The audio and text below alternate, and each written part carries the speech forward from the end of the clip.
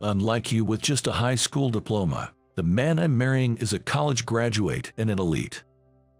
In high school, I became estranged from a beautiful classmate due to certain circumstances. I was invited to a wedding by a junior and ended up reuniting with that classmate. Thinking I was still just a high school graduate working some job, she said that to me as soon as we met again. "Maybe my husband will become your boss soon."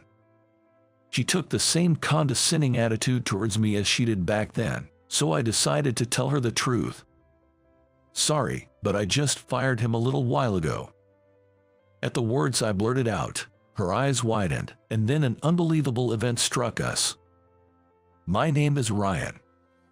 I grew up in a very ordinary middle-class family, neither particularly wealthy nor poor.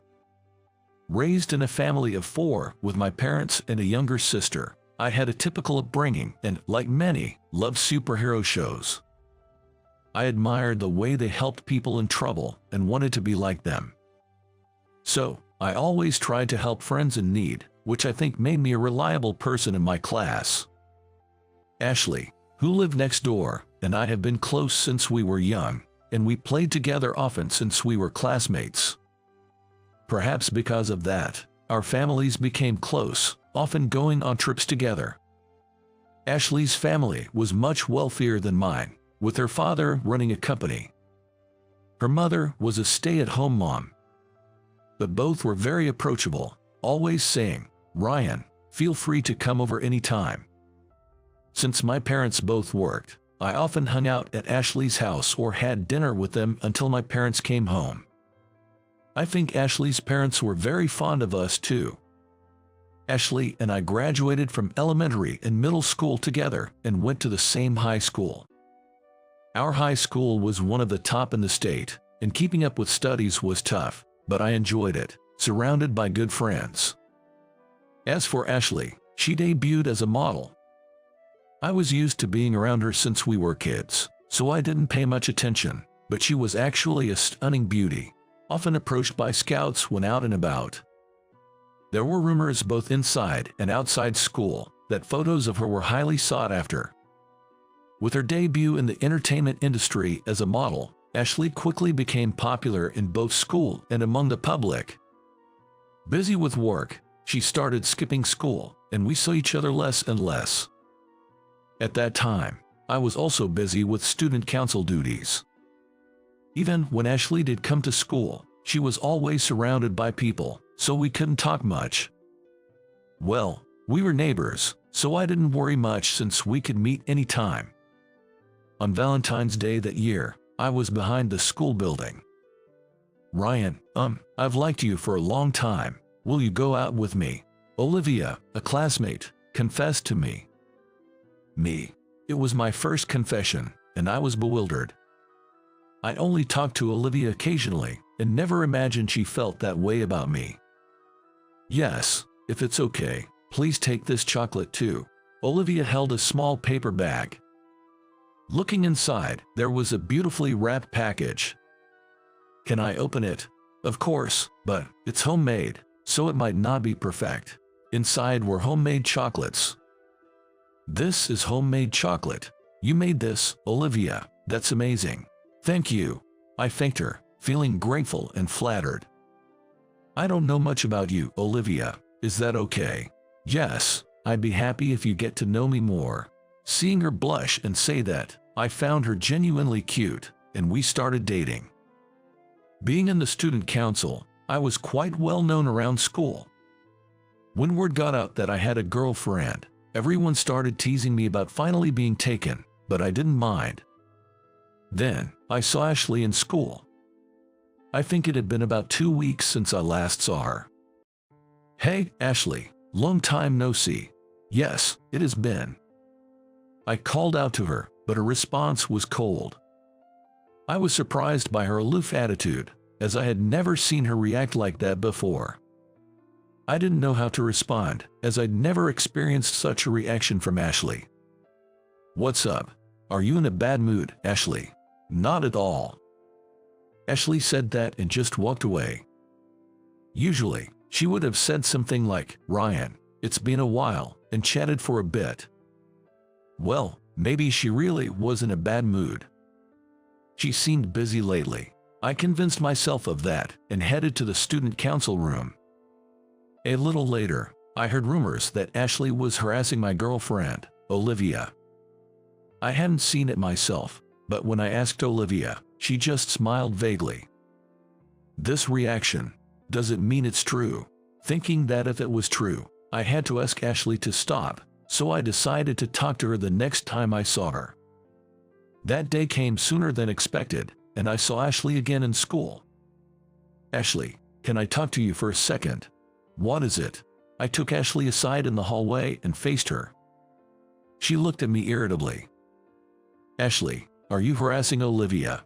"What are you talking about? I heard rumors you were giving my girlfriend, Olivia, a hard time. Please stop if you're doing that." "Ryan, you think I would do something like that?" "I don't think you would, but if you're doing something that could be misunderstood." "I haven't done anything." "I know, but you've been acting strange towards me lately." "Ryan, you don't understand anything."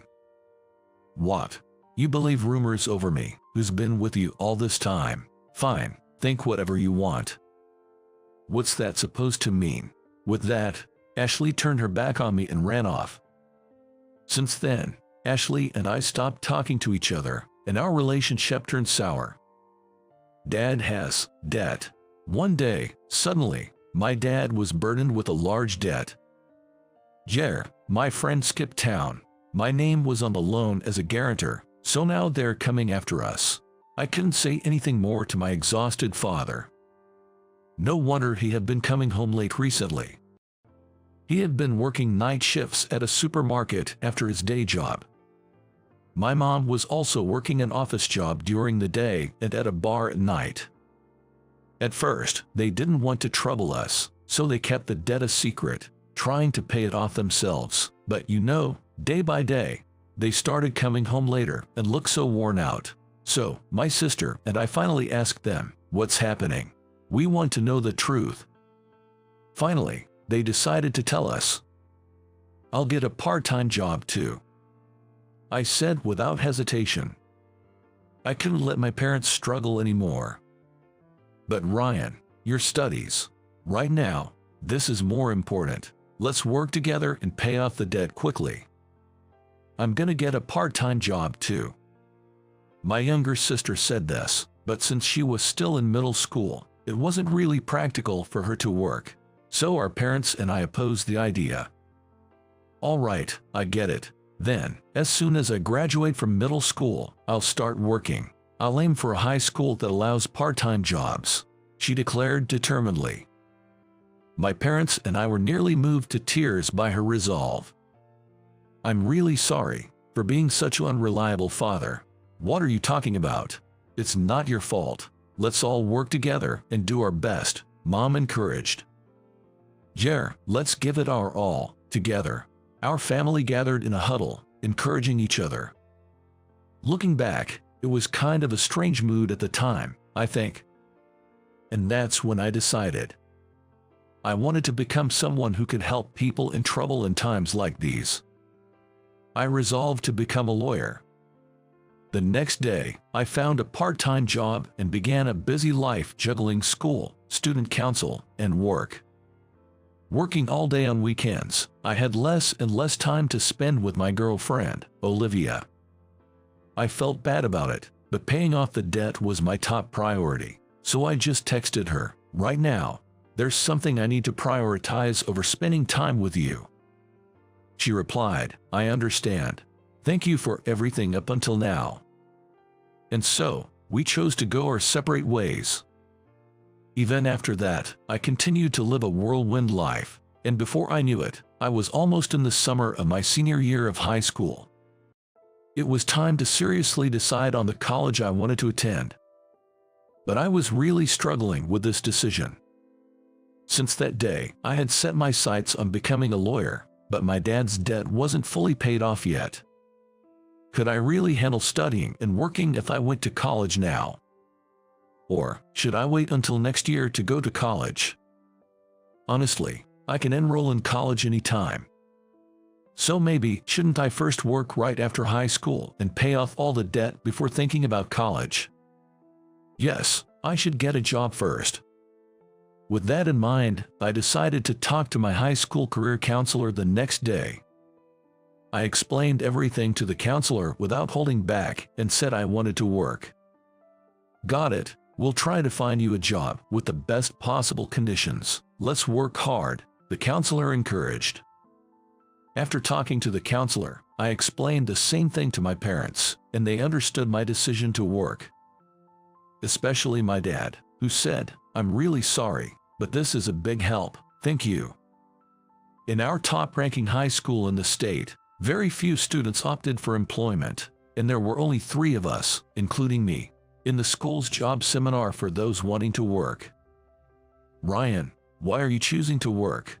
asked a classmate who was also looking to get a job. "I have my reasons," I said vaguely. I had no intention of revealing my dad's debt situation. That day, after school and my part-time job, I arrived home late at night to find someone calling out Ryan outside the house. There was Ashley, seemingly having rushed out of her house, wearing something like pajamas. "Hey, Ashley, what's up?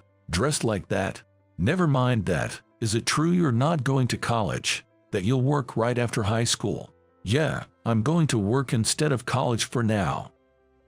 "Why would you give up on college?" "It's not giving up, just choosing to work for now. But you won't earn as much as a college graduate if you work with just a high school diploma," Ashley interrupted. "With your grades, you could aim for a public university, even get a scholarship. Why make such a hasty decision to work? Are you running away from exams?"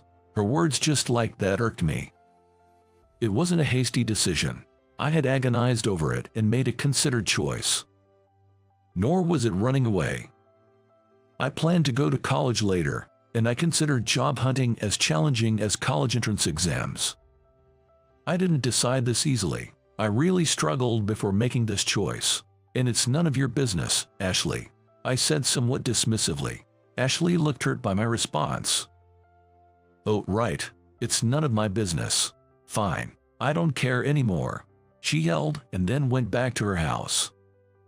After that, I successfully found employment at a local company. Ashley, meanwhile, got accepted into a prestigious university and became known as the beautiful model genius who got into a top university. 10 years have passed since then, and after going through various experiences, I managed to become a lawyer and now run my own private office. Finally finished with that big case. It was a challenging job, but I had managed to complete it successfully and was now back at my office. "I'm back. Mr. Thompson, you look tired. Glad to see you're still energetic, Ethan." Greeting me with high spirits was Ethan.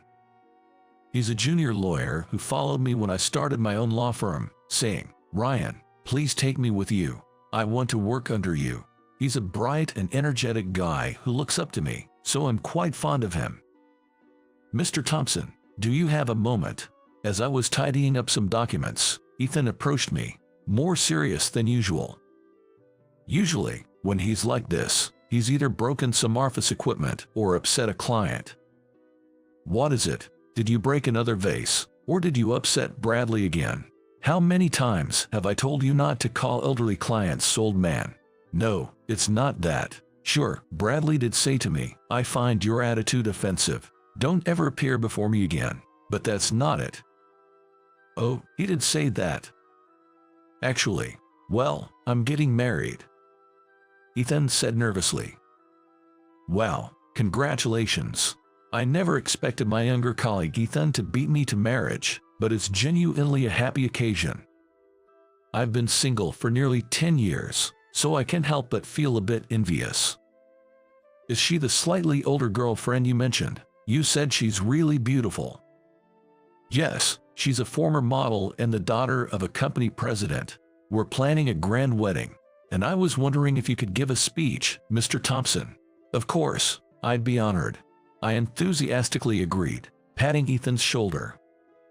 I knew Ethan had a girlfriend, but I remembered him saying, "She's way out of my league." Honestly, I'm struggling to keep up with her. As much as I care for my colleague, I don't like to meddle in his personal life, so I've always just responded with, "That sounds tough." That day, I said to Ethan, "This is to celebrate your wedding," and took him out to a bar. We had a blast, eating and drinking a lot, all on me. Today, about 6 months later from that day, was the day of Ethan's wedding. There's something I've been aware of for a while now. I realized it when I received the wedding invitation from Ethan. His bride-to-be is someone I know. And about what's going to happen today. After arriving at the wedding venue and checking in, I encountered the bride as I walked around. "Ryan, it was you, after all." Ashley. Ethan's bride was none other than Ashley, my childhood friend. When Ethan handed me the wedding invitation, I was shocked to see a familiar name under the bride's side. I remembered Ethan mentioning his girlfriend was a slightly older former model and daughter of a business magnate. When I heard Ethan's boss's name, it sounded so familiar. I was surprised. Ashley said. "Me too." Ashley and I hadn't spoken or even seen each other since that day 10 years ago when she criticized my decision not to go to college. "By the way, Ryan, as Ethan's senior, does that mean you're a lawyer now?" "Jay, that's right."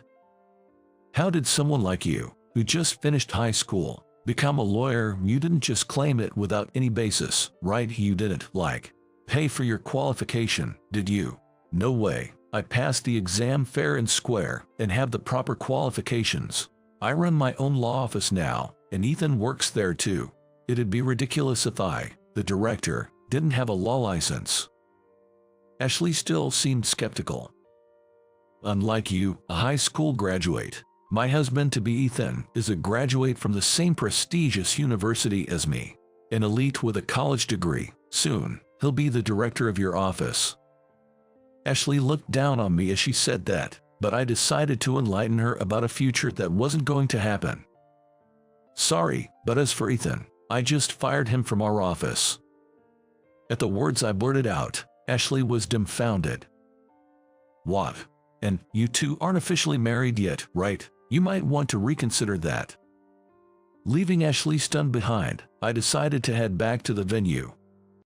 Ashley, now retired model, was working as a secretary in her parents' company. She had invited many acquaintances from her modeling days to the wedding, making it quite a lively event. The wedding went off without a hitch, and Ashley and Ethan exchanged vows before God. Ashley looked stunning in her wedding dress, and Ethan was very dapper in his white tuxedo. With the wedding ceremony over, it was time for the reception. I was sitting at the reception venue, but the reception wasn't starting. The scheduled start time had already passed. The venue started to buzz with whispers, and guests began asking, "Has something happened?" The person who took the microphone was Ashley's father. He's a man I know quite well. "Ladies and gentlemen, I regret to inform you due to unforeseen circumstances, we have to cancel the reception. I apologize for the inconvenience. The meals prepared for today will be served, so please enjoy." After speaking quickly, he hurriedly left the venue. The sudden cancellation of the reception caused a stir among the guests, turning into quite a commotion. I quietly slipped out of the noisy venue and into the hallway. "Mr. Evans." "Ryan." There stood Ashley's father, looking utterly exhausted. "Ethan got arrested, didn't he?" At my words, he nodded. Ethan had been withdrawing extra money from client accounts and using it for himself. I first learned about it when a family member of one of Ethan's clients informed me. Ethan had been the guardian of several elderly clients without relatives, but one day, it turned out that one of these clients actually had a family. When the family wanted to take over financial management and asked for the bank book, Ethan was reluctant to hand it over and didn't show it. Suspicious, the family reported the bank book as lost and had it reissued, only to discover that the balance was clearly wrong. This person had been hospitalized several times, and each time, $10,000 was withdrawn as hospital fees. It was Ethan, acting as the legal guardian, who had been paying this to the hospital. I know that hospital fees rarely cost $10,000, which is an unusually high amount. The way the money was being used was suspicious, the family told me, and that's when I first became aware of the issue. To my embarrassment, I had been completely unaware of it. Following this, I investigated whether Ethan was doing something similar with other clients and discovered that he had done the same thing to 5 other clients. All of them were people for whom Ethan had been the legal guardian. When I confronted Ethan about it, he admitted everything. Yes, I did it. Can I hear the reason? I was gifting my girlfriend with luxury brands and gambling. Wasn't the salary we were paying you enough to live on? I could manage living on the salary, but I wanted to give gifts to keep my girlfriend with me. She was too good for me, Ethan continued, leaving me speechless. I had this conversation with him just a week before the wedding. Immediately, I filed a disciplinary request, explained the situation to the victims and their families, and apologized. I initially covered the lost money, but the victims' families, unwilling to forgive Ethan's actions, filed a complaint. The complaint was accepted, and Ethan was arrested right before the wedding reception. The reception was, of course, canceled and turned into a simple meal gathering. The engagement was annulled. Ethan's parents, as well as Ashley and her parents, were visibly shocked and devastated. I didn't know what to say to Ethan and just stood there, unable to find the words. This incident later became a huge news story, labeled as corrupt lawyer exploiting the adult guardianship system. Ethan, of course, was stripped of his lawyer's license. As an employee of my firm, this hit us hard, but I chose to sincerely support the victims and respond earnestly. As a result, my reputation didn't suffer too much. I really had no idea Ethan was doing something like that, Ashley said. Me neither, I was completely unaware, I replied. A few days later, Ashley visited my office. She came holding a bag filled with a large sum of money. Ashley handed it over to me. "What's all this money for?" I asked, surprised what was inside. Ashley began to speak, looking apologetic. "This is from selling all the brand name gifts Ethan gave me. It's not the original price, but it should be a considerable amount. And since this money was taken from the victims without their consent, I want to repay at least the portion I received." "All right, I'll accept it," I said, choosing to take the bag, understanding Ashley's sentiment. "I heard that Ethan got involved in this mess because he was trying to keep up with me. Could you tell the victims that I'm sorry?" "Yeah, I'll be meeting with them again soon for work, so I'll pass on your message," I promised. "By the way, how did you become a lawyer, Ryan? Weren't you just a high school graduate?" "Well, about that. I decided to tell Ashley about the time when we had lost touch. I had decided to work after high school graduation because I knew I could always enroll in college later. However, I still considered the need to study to become a lawyer. I thought that obtaining a legal qualification beforehand would make it easier to enter law school. Believing that I could achieve this from distance learning while working, I decided to first obtain a paralegal certification. With this qualification, I could take the bar exam without attending law school if I passed a preliminary exam. So, I worked at a local company while studying hard and eventually obtained my paralegal certification for correspondence courses. Immediately after, I switched jobs to become a paralegal, gained practical experience, and studied relentlessly to pass the bar exam. I may say so myself, but I passed the bar exam at an unprecedented speed, completed my legal apprenticeship, passed the judicial examination, and finally achieved my dream of becoming a lawyer. I then landed a job at a major law firm, and my career as a lawyer began. By that time, my father's debt had been reduced to a small amount, and as a result of our family's combined efforts, it was fully repaid. We also claimed overpayment. So that's why Ethan used to say, "Ryan is a star in this industry." famous for becoming a lawyer at an incredible speed. Ashley murmured, nodding as if she understood after hearing my story. I had met Ethan at the first law firm where I worked as a lawyer. We were close in age and often worked together. He always smiled and said, "I dream of being as smart and efficient in my work as you, Ryan. I want to be a lawyer like you." Remembering this, I felt somewhat melancholic. Ethan got himself into this trouble because he was trying too hard to match up with Ashley and ended up in over his head. "I guess I was really out of her league," Ethan said with a sad smile, a memory that came back to me. Since then, Ashley and I started to keep in touch, and we occasionally went out for meals. Our conversations were mostly about our recent updates and memories from our high school days. "I didn't know your father had become a guarantor for a loan. If you had told me, maybe my father could have helped. There's no way I could have asked your family for that. Even if they had lent us money, we would have made sure to pay it back in full," I replied. "Yeah, your family was always very honest," Ashley said with a smile. "You know, becoming a model was your idea," she revealed.